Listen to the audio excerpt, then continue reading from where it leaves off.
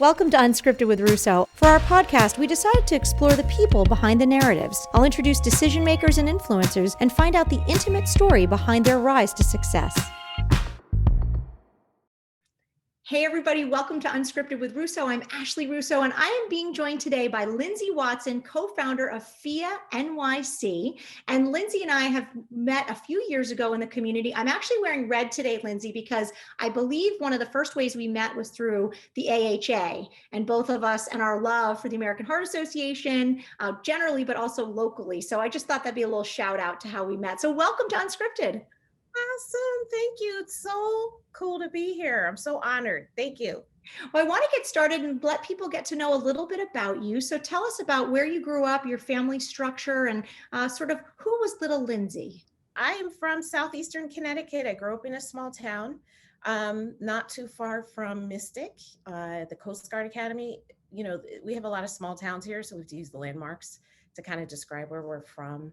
And I loved it. I'm actually here now. I'm home visiting. And what I loved about this small town is that there was definitely a sense of community. And one of the reasons why I absolutely love the Lehigh Valley is that sense of community is the same thing I experienced growing up, right? So just a little plug to Lehigh Valley. So as a kid, I grew up in the 80s and 90s. We played outside. We climbed trees. I was a bit of a tomboy. I always enjoyed being outside and riding bikes and, playing and running around in the yard. I have an older sister and we used to, make up our own games and just play outside. Yeah, it really was like an easy way for kids to have fun, get exercise, be in fresh air. I remember sometimes on a Sunday after church, after the big meal, my parents would want quiet time and they would tell us to go outside and lock the door and say, figure it out. And it was so great for kind of creativity, problem solving, things you learn as an adult. You're like, that probably happened because we were forced outside together. Did you play sports or music? What kind of things were you interested in? Yes, I play. So here's the thing, right? My mom raised us. My parents were divorced when I got divorced when I was young. So my mom raised us in Connecticut, and I always give her props for this because she would intentionally get us involved with stuff, whether we were rah-rah about it or not. We had to be involved, right? Both in the community and in sports and everything. So I played softball for years horribly. I was consistently horrible in softball, but I played.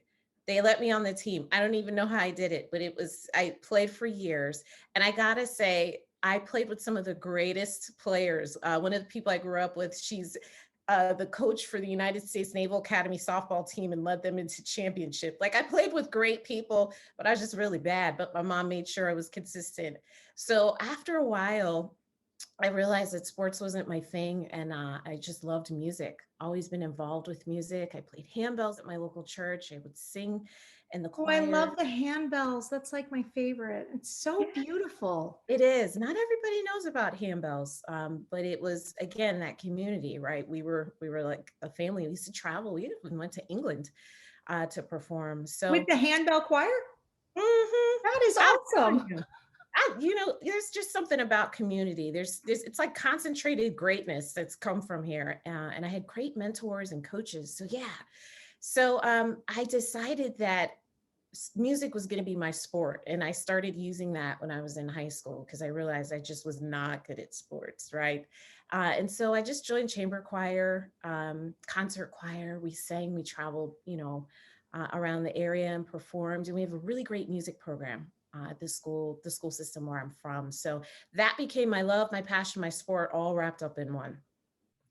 And how did that lead to your next step, going to college? You went to, I believe, LIU, right? Long Island University, and then later St. John's. So what were you interested in, and did music play a role in those decisions?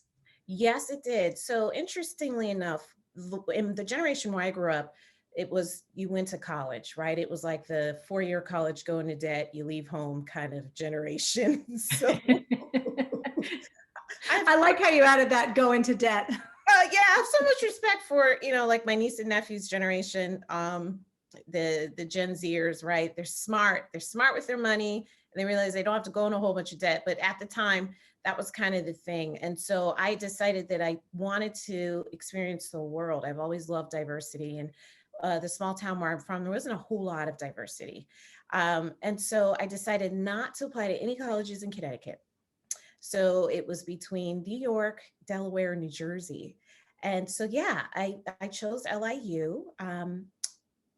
I majored in something, I think it was arts management, and I thought it would allow me to kind of stay connected to music and but also learn the business of it.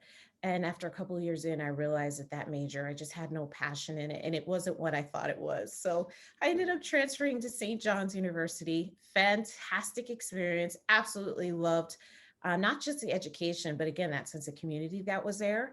Majored in communication arts and got to do a little bit of everything, test out radio and public speaking. And it was just really, really good. So I got a degree there and then had no idea what to do. Isn't that amazing how often that happens though? It's like we have this path or this vision of idea of like get to college, study something, and then we don't really know what to do with it. And I'll tell you, I did the same thing you did with diversity, and I really wanted a diverse college experience. And so I was in the suburbs, much like Connecticut, of New Jersey, and went to NYU because I wanted to be in the classroom with people of all different backgrounds. And I purposefully took a lot of things like world religion. And I'll never forget sitting in a world religion class with people who were Muslims and Buddhists actually practicing those religions while we were studying those religions. And it was just such a cool experience. And I just love that you did that. And I know your love of people and you have such a heart for people. So how did that experience of going to St. John's and studying what you studied kind of help shape maybe not the path that you're currently on, but the person who you are? It's a great question. And I almost on the professional, right? So on the personal side, the thing I loved about St. John's, just what you were saying, Ashley, the diversity, like everybody was represented at St. John's. And there was a great energy, similar to Lehigh Valley. They had just decided to build on-campus dorms. So like when I was there, I was the first generation for one of their brand new buildings. So that brought in a lot of different types of people. I got a chance to study abroad while I was there. I was in Italy for a semester and just really got to know different cultures. Another thing we have in common, I also studied abroad in Italy. Well, Dad, we have to talk about that offline. I want to know everything. Everything. Well, the main thing is I couldn't fit in my pants when I went to come home. I turned 40 last year, right? Well, everybody knows because I don't hide it. And I wanted to go. That was my plan. I was gonna go back.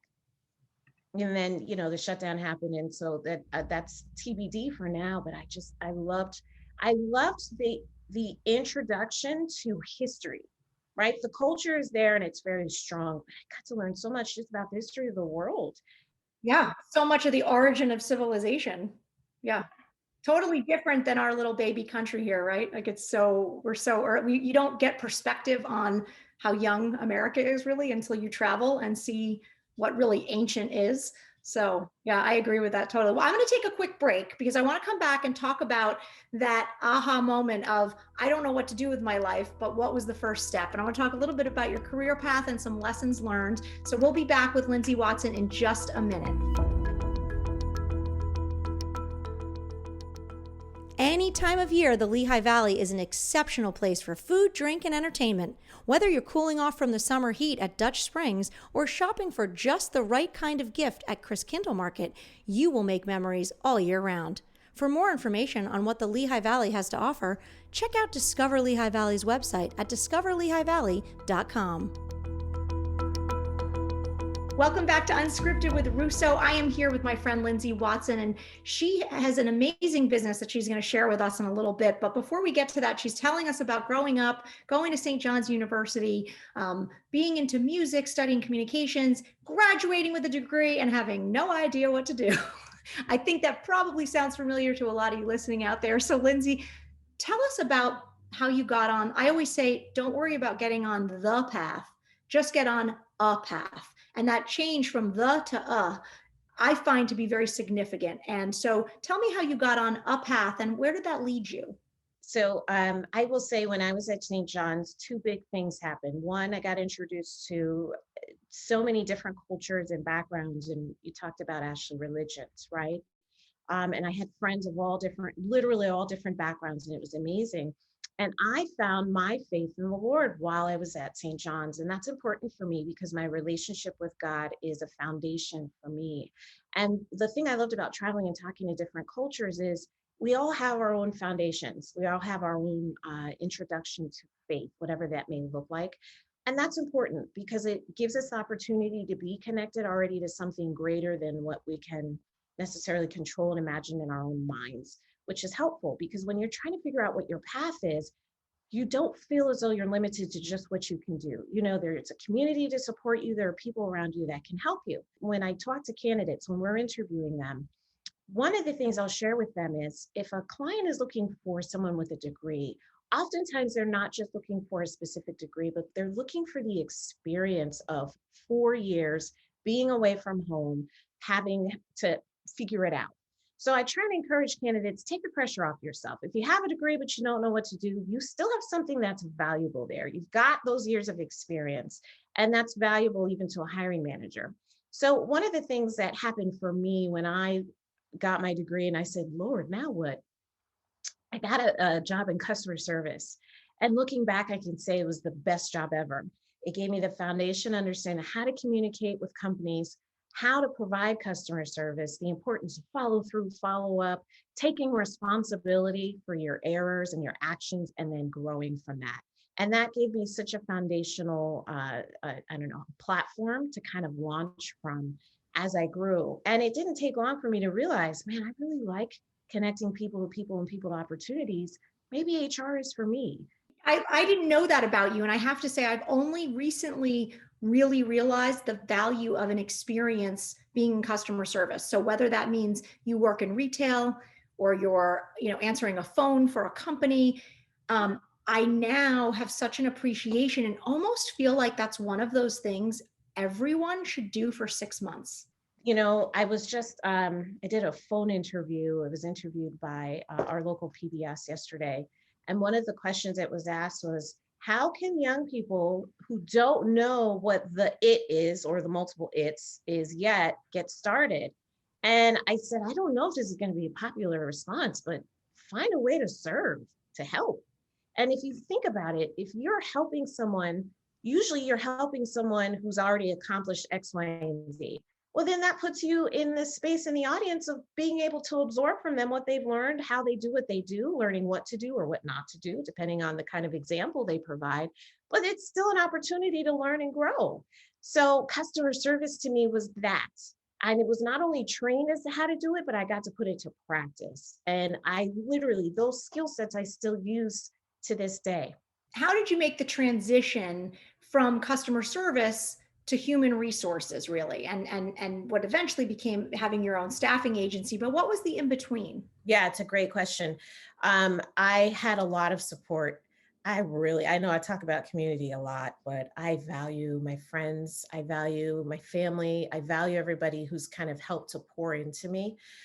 So at that time, Bill Brown, who's my business partner and our CEO, he'd started to mentor me in many different ways, but strategically for my career. So, and this is an unpaid mentorship, by the way. He's put in a lot of hours. We started to quantify as best we could back in the early 2000s, right? My accomplishments. And then I just started applying to jobs in HR. And so at some point, I decided, okay, recruiting is it. And so I just started applying. Now, at the time, actually, I didn't know Goldman Sachs. I didn't know how popular it was. I didn't know it was the largest investment bank in the world. I just was applying. So I ended up interviewing there. They rejected me. Then I interviewed a couple other places. Then I got another interview again at Goldman Sachs, and they offered me the job, and I took it. But guess what? It wasn't in recruiting. It was as executive assistant to a senior vice president in the corporate real estate division. So even though it didn't seem like it was a part of my path, again, it was a foundational move that set me up then to be hired and worthy of being hired in recruiting. So it took a couple of steps, but again, invaluable experiences and skills that I still use. But it speaks to you being open to there being opportunity, even when it might not be exactly what you think you should be doing at that time. And I love that you picked up little pieces along the way that kind of led you to say, well, I'm passionate about this. I have strengths in this area. Maybe I don't love this so much, but I'm glad I've learned it. And so, what is your advice to young people as they're trying to figure out where to go, what to study, first jobs? You do a lot of that in your career right now. And even people reinventing themselves. I know both of us get calls from friends or community members who maybe are looking for a shift in a career or to get back into the workforce. And what is your advice for people in those situations? So, for anyone who's entering into the workforce for the first time, post degree, or even if you've been a mom raising your wonderful family and have decided to jump into the workforce, there are a couple of things that will never fail you. One, and I actually, I typed some of this stuff down. Find out your strength. Your strength meaning, what are you really good at from a skill set perspective? What can you offer to a hiring manager right away? If they were to hire you tomorrow, what would you do really well for them? Determine what that is. You may have a bunch of things, but I want to encourage you to just pick one thing. You'll never go wrong being a specialist in one thing. From there, you can add all of the different aspects of, like the genre of what you do to support that. But you always want to hone in on being a specialist versus a generalist when you're starting off. So that may be, I'm not sure, so I'm going to do customer service and I'm going to walk away after a year learning how to communicate well via email, schedule calendars, whatever it may be. But find that one thing. Two, unless you went to school specifically to get a degree in something like science, or if you're, in med school, something where your degree is connected to your career, be open-minded as to what types of roles you may consider. Let your heart kind of lead and guide you. If you have a communications degree like me and you end up getting a job in real estate or as an assistant, be open to it. Think about how you can use that to build to your ultimate goal. And then the last thing I would say, if you don't know what your ultimate goal is, don't worry about it. Don't worry about it. But find a community, find some mentors, find some people who can help you as you're growing in that one skill that you've decided to prioritize to grow in, and allow them to help you figure out where you'd be strong and where your passions lie. I can't stress enough, if you find that one thing and hone in on it, I said last week on a panel, it's something no one can take away, right? Because you've decided to intentionally build on a skill set, and eventually you'll be the expert. You'll be the one being interviewed, being asked these types of questions. So that's a principle that just won't fail. Absolutely. Yeah, I agree with that. And I think people sometimes they see where someone is 20, 30, 40 years into their career and they think that's where I should be at 22 or 25. And the reality is it's building blocks like anything else. So, but you've got to grab the block, right? You got to grab it and put it and stack it and make it count. So I love that advice. And what about for people who maybe are looking for a career change or a reinvention or getting back into the workforce? We find that with a lot of moms in particular that sort of take a break to raise families. Let me just specify, by the way, when you quote unquote take a break to raise a family, it's the hardest thing you'll ever do. Coming from someone who took a break, I hate to use that phrase because it's not a break in any way, shape, or form. And I think moms in particular really underestimate the skills that they're acquiring running a household, raising a family, project managing everyday lives of their family. So I just want to put that out there, fellow moms. I certainly, having been there, done that, I don't want to suggest it's a real break. It's not. So, but it is challenging often, Lindsay, and I would imagine you come in contact with people all the time in work, in your work life with FIA, that are looking to get back into the workforce. So what do you give them advice on? How do they find what that right job is?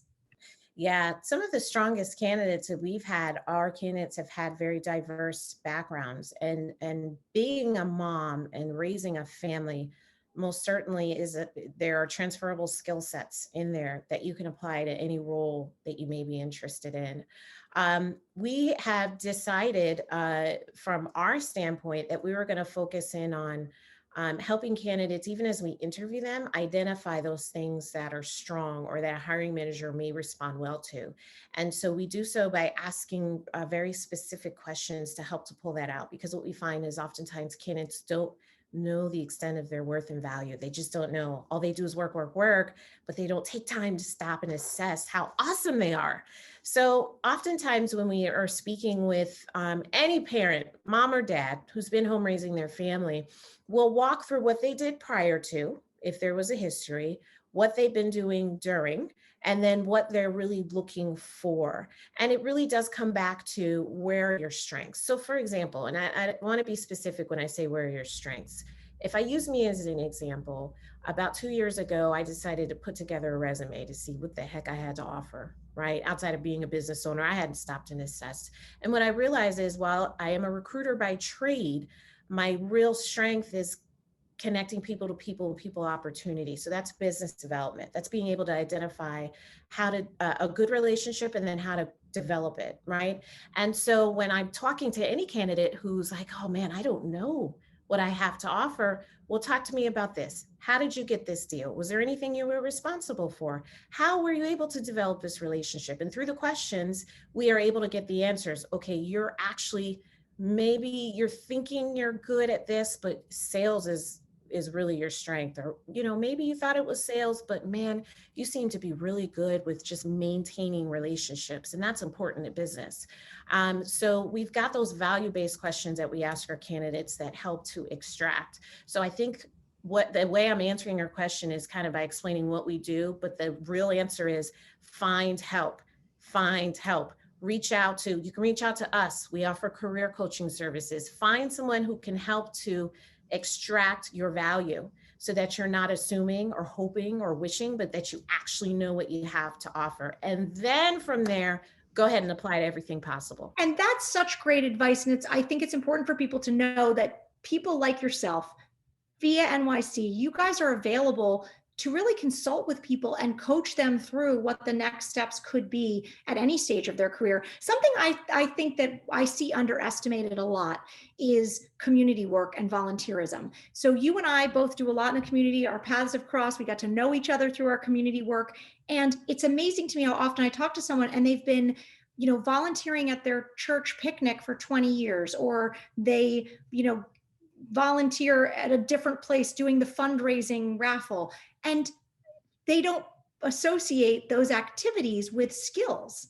And so I always say, don't think about what you've just been paid to do. Let's break it down and think about what you have done and what that means. And it's incredible how often that giving back can really build a skill. And so sometimes I'll say to people, if you want to develop a skill, volunteer your time. Get on a board, get on a committee, help out, and use that opportunity to also learn something that could help you professionally. Oh my gosh. This is my favorite part of the podcast. I just want to announce this right now because what you just said is so important. So many times people volunteer for what they really want to do in life, like where their passion actually is. If I were to think of all the candidates I spoke with who have jobs, but then their volunteering is, I don't know, like helping to clean up parks, being involved with social sustainability causes. Like you said, volunteering at a church, but the volunteer is specific to where their heart lies. Like you can't discount that at all. Because if you're willfully choosing to do something and not be paid for it, that means you've got the passion for it already. Like you genuinely are interested, right? And who knows where that could lead? Absolutely. It is valuable. It is. It is. Well, we're going to take a quick break. When we come back with Lindsay, we're going to talk a little bit more about your company, about your new endeavor with Joy Fluent, and your love of weather, because no podcast would be complete if we didn't share your incredible love of the weather. So you're listening to Unscripted. We'll be right back. Time to take your workout outdoors. Discover Lehigh Valley is a great resource for finding easily accessible nature trails with stunning views and challenging terrain. Whether you're exploring the Delaware and Lehigh Trail or going for a jog on the Ironton Rail Trail, explore Discover Lehigh Valley to get you started. Follow them on Instagram, Lehigh Valley PA. You're listening to Unscripted. I'm Ashley Russo. I'm so happy to be here with Lindsay Watson of FIA NYC. It's a staffing company, minority owned. She's got so much insight on jobs and placement and understanding your strengths and who you are. And I just so appreciate my time with you, Lindsay. I want to give you an opportunity to talk a little bit about what FIA does, but also how you've added this Joy Fluent. What is that, and what are the services that you can offer people? Absolutely. So, it's funny, and I still sometimes feel a little nervous talking about, wow, I'm actually a business owner of a company that's been around for 9 years, right? So I am co-owner of FIA NYC Employment Services. We are a specialized staffing agency. We specialize in staffing for professional services roles. So those are typically positions that are inside an office, everything from entry level to C-suite. We started off in New York City, kept the name when we relocated to Allentown. We've been headquartered in Lehigh Valley for over 8 years. I picked up and moved with the company. And we absolutely love what we do here. We work with some fantastic clients and have had an opportunity to work with clients for close to 8 years, right? Clients here in the Valley. And so we value those partnerships and the relationships. And we focus very, very intently on quality over quantity. And I just got to give a big shout out to my business partner and our CEO, Bill Brown. Not only has he been responsible for making sure we stay in business, right, and do well, but just last year, we opened two brand new divisions, but the biggest one being our DEI division. He's leading the front there. He's been speaking on panels and getting engaged and is on boards and committees throughout the community. And we're very proud, as I believe the only Black-owned staffing agency here in the Valley. We're just proud to have been here and have been able to provide quality for so long. And that's important for us because no matter what happens and how things may change economically, we're committed to providing quality service to our clients. And so we do so through three major ways. So that's staffing, DEI consulting, diversity staffing, as well as career coaching and resume writing. It's amazing the work that you do, and Bill is wonderful, and I've had the opportunity to meet him a couple of times, and I know what a mentor he's been in your life. And so I love the way you and Bill continue to evolve the business and not just respond to what's going on in the world, which you certainly do and do well, but really tackle it head on. And I want to talk to you a little bit about being a Black woman in business. And you spoke earlier about wanting to, you were in Connecticut, wanting more diversity in your life, going down to St. John's and getting that. You and I have spent a lot of time talking through some of these issues, and we have such an opportunity right now in the world, in our country, in our state, and specifically in the Lehigh Valley. And the work that you're doing around staffing and diversity, equity, and inclusion is so important. What role has that played in your life? And explain to me a little bit about the challenges that you faced as a Black woman in business, a business owner, and how you want to kind of pave the way to open those conversations up for future generations. That is a loaded question, and I'm going to try my best to answer all the points because everything you just brought up, it's like they're all worthy, right, of their own answers. It could be our own separate podcast, but let's give some people just some things to think about. I think that, maybe I'm very intrigued by the concept of the staffing agency and the HR component really being able to play a primary role in making sure that the right kind of candidates and that the diversity of candidates come to the table, have a seat at the table, and have the opportunity to get those jobs, right? So you are in a unique situation, especially for us in the Lehigh Valley, and I'd like you to connect the dots for people on that. Okay, great. So let's start there. So I always say I stand on the shoulders of people who have fought for me to have the opportunities I have. And that's a big part of why I do what I do. So my father is a retired Navy admiral. He's one of a group of the first African-American Black admirals in the history of the United States Navy. And he's the first in the history of the United States Navy to have commanded nuclear submarines. It's very important. My uncle was the first CEO of McDonald's. My mom raised us here in a 98% white community, and I can proudly say we are literally one of the families of this generation that has stayed and really impacted our community through our service. My sister is an award-winning science teacher.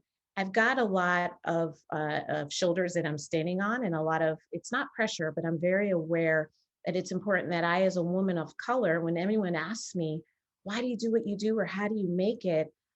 I've got a lot of people who've had to fight so hard for me to have the opportunity to strive to make it. And I always like to honor them. I just want to say what an incredible legacy and history and family. And I think it's important for all of us, but particularly for marginalized communities members, to talk about the shoulders they stand on. I don't know that that was always as celebrated. No.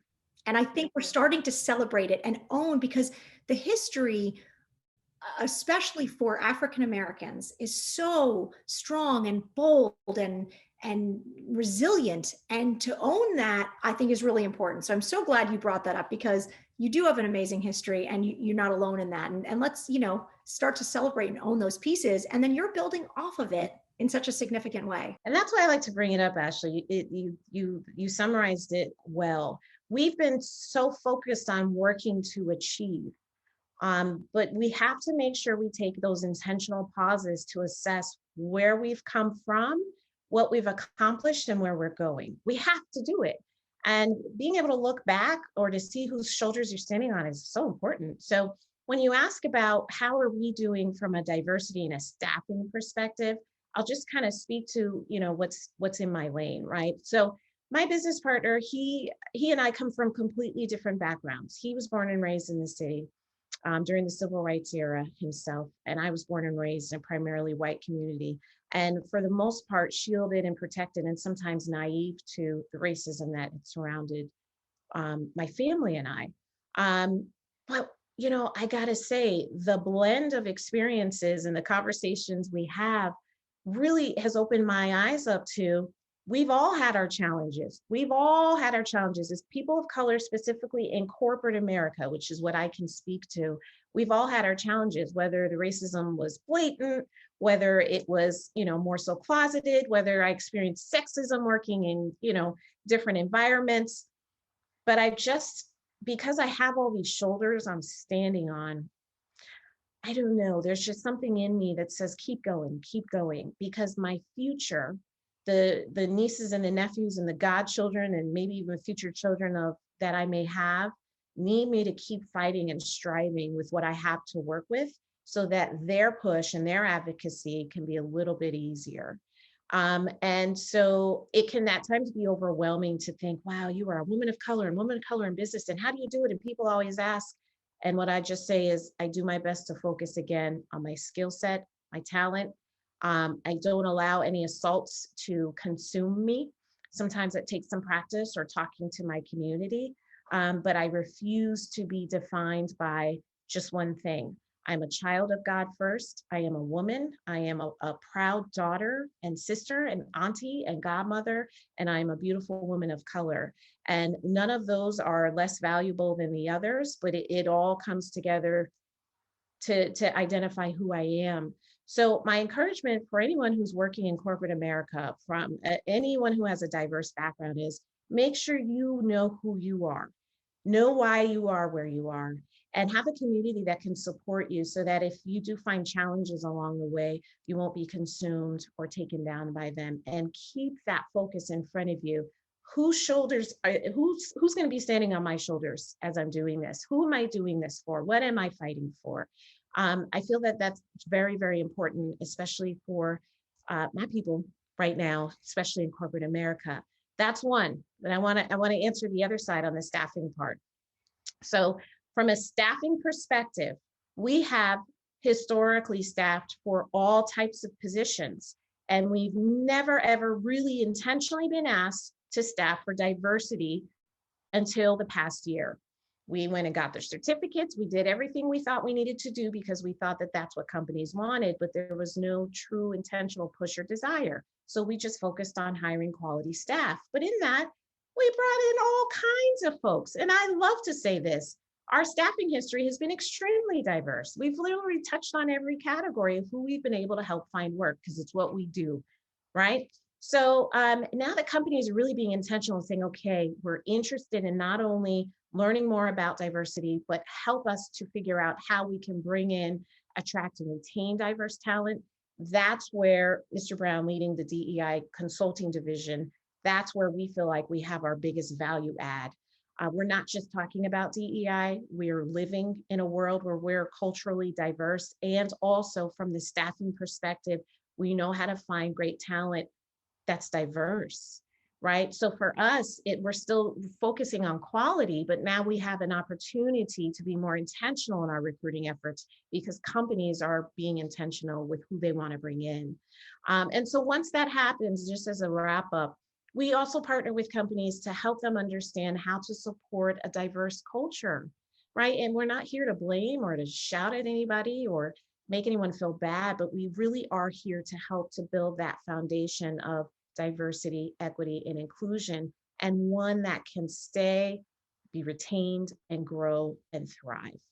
I love that piece, Lindsay. Every time I'm with you, I'm inspired and lifted up, and you challenge me to want to be a better leader, a better boss, a better community member. And I love the support aspect because I'm going to circle back to our both of us having an experience of studying abroad.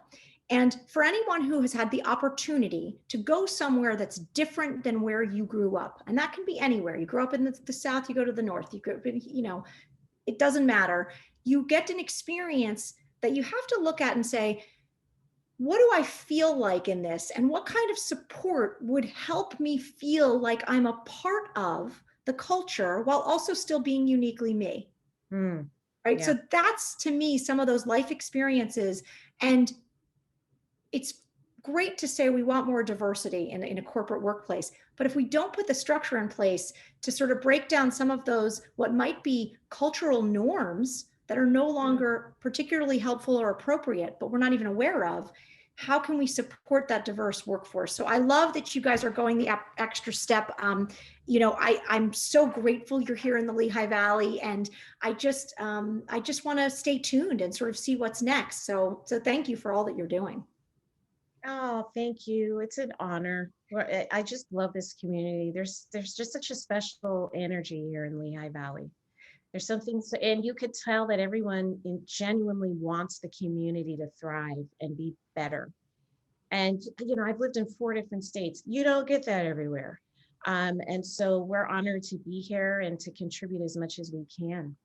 I love that too. And it's one of the things I always describe about the Lehigh Valley, and it's hard to explain until you're here. But tell us a little bit about some of the things you love. I mean, is there, particular place you like to go or a thing you like to do here in the Valley? I love my friends and I love my community. Being home and not married yet, no kids. So the quarantine was, quarantine, right? For over the years. So I just put up a post on my Facebook. Anybody know any trails where we can walk social distance? Because I love the parks, I love the trails, I love the fresh air. I love how people are happy and friendly. I'm always well received wherever I go. A lot of the friendships that have begun were through just random events, right? Because the Lehigh Valley is intentional about community. And so there's usually some event where you can connect with someone. And I think that that's very important. I do love the fact that Lehigh Valley is close to New York. It's close to Philly, but it's still far enough removed where, you have fresh air and trees and quiet. I appreciate that. And I think also the food here is awesome. So I don't know if you guys are aware, but on Facebook, there's this group called Lehigh Valley Restaurants. I am, and I love it. Oh, I didn't realize we had so many foodies here. I have gone to so many different restaurants for takeout over the past year. And I've just loved the different cuisine, and you get a chance to know the owners and the family and the history behind why the restaurants exist. And I love that. I very much appreciate and value that. And then it gives me a chance to share. And so I'll send my friends there. If you're wondering if you're in search of a place to go, to try a new restaurant, that Facebook group of Lehigh Valley restaurants, I think is the best. You can just scroll through old posts and you will get ideas that would take you to 2030. So I'm in total agreement. I just would like to share, you have a love intrigue, fascination with the weather. Why is that? It's your thing. Yeah, I'm like a third It's generation. your hobby. It is. My grandma loved it. My mom loves it. I'm obsessed with weather. My niece pays attention to it. I won't say she's obsessed like me, but we have generations of weather lovers. But it's just turned into, it was a love, then it turned into a passion, then an obsession. And now, that I'm a little bit older, I'm learning how to make the most of it and help people with it. So last year, I had to take an intentional pause and break from studying weather. And in my air out, what I realize is, as much as I love weather and I continue to study meteorology as best as I can without a degree, my true passion and heart is preparation, and it's helping people prepare. And the pandemic taught me that a lot of the things that we had been instructed to store up on are the exact same things that we're instructed to store up on in event of a weather-related emergency. PPE, mask, hand sanitizer, gloves, water, food. I said, oh my gosh, this is preparation at the foundation of everything. And so through Joy Fluent, a business that I just got started last year, we offer virtual support services to businesses and individuals. And one part of that is preparation. So we create detailed evacuation plans for families. And we have a list of supplies that they can begin to purchase so that they can keep in the event of an emergency where either they have to shelter in place, which we all know that term now, or evacuate. And so, yes, I love it. You're probably going to see more videos, more content. And I should mention too, you also have channeled that love of the weather into being a significant volunteer with the American Red Cross. And you really have put that passion into action. So you're giving back to the community. You've now got a business model built out of it using that passion. And I think that's an important message for people. You've channeled it. So it doesn't seem like just a hobby or an obsession, but something you're really using to make a difference. So, well, before we let you go, Lindsay, although I feel like I could talk to you forever, I would love to ask you a few rapid fire questions that you have not seen, that we have not told you about. I know that immediately is making you nervous, but you're going to be great. You ready? Sure. All right. The first one we just established, but we'll do it anyway. What is your favorite hobby? Studying weather and preparedness and buying stuff to store for emergency related events that I've never truly been impacted by, but if I am, I'll be ready, and sharing that with others. What is one food that you could not live without? One? Eggs. Eggs. Interesting. Any particular form the eggs would come in, or just to have a dozen eggs on hand? No, because you could do so much with it. That's a really good answer. Solid. All right. What actress would you cast to play you in a movie about your life? I have no idea. Oh my gosh, who's tall? Oh, I don't know. I have no idea. Lord. Can we come back to that? We can come back to that. I know that's not rapid fire, is it? That's okay. If you didn't have the job you have now, what would you be doing instead? I'd be a meteorologist, a singing meteorologist. All right. Name one person who inspires you. One? Well, I've already spoken about everyone. One is very hard. So I'm just... Give me a few. Thank you. The Lord for me, Bill Brown, my mom, my dad, my sister, Joaquin, Sasha, and Jaden, my nephew, my niece, and my godson. Beautiful. Such a great family. Well, we're going to leave it to be determined who would play you in a movie. Yeah, maybe we could do a poll or something. Maybe do a poll. Let's see what our audience thinks. Who should play you in a movie? Whoever they are, they better be strong and dynamic and passionate and beautiful and tall. And love dogs. They have to love dogs. And love dogs. I love it. Well, Lindsay Watson, thank you for being on Unscripted. Thank you for your authenticity, your openness, and for sharing so much of the great work that you're doing in our community. We wish you the best. Thank you. So fun being here. Really appreciate it. You guys are the best. You've been listening to Unscripted with Russo. Until next time, everybody.